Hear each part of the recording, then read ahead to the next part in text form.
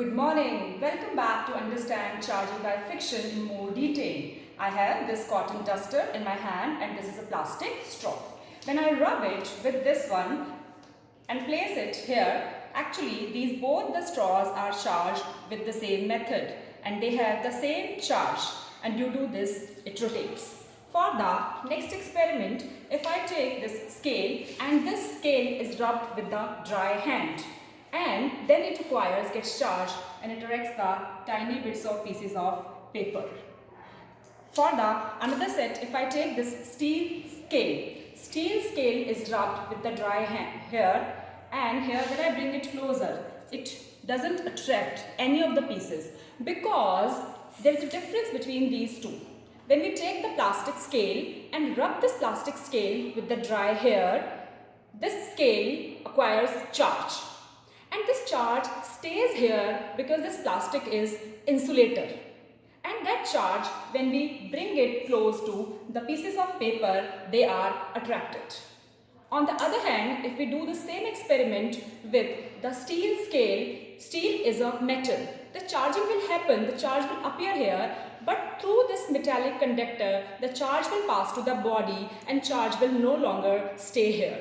That is why it does not attract. Now, can you answer my one question? If I rub the same scale with wet hair, when we rub it with the wet hair, will the charge be attracted? No, because in the wet hair, charging will friction not happen. To understand the mechanism of atom in more detail, let's take the structure of an atom. Everything in this world is made up of atom, the tiny particle atom. This atom structure consists of three fundamental particles. One is electron, proton, neutron. The electron is negative charge, the proton is positive charge, and neutrons are neutral. Actually, the number of electron and number of proton are equal, and that is why atom as a whole is neutral. But when we come to charging by friction, when we rub this duster with the straw, the transfer of charge from one to another take place, and this transfer of charge from one to another will take place. The atom which will lose electron, the negative charge is lost, it will acquire positive charge, and the another atom which will gain the electron will gain the negative charge, so become negative.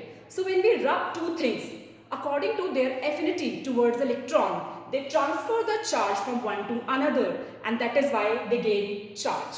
So this is how the things can be charged by friction. In more detail, you will study about this in higher classes. Thank you so much.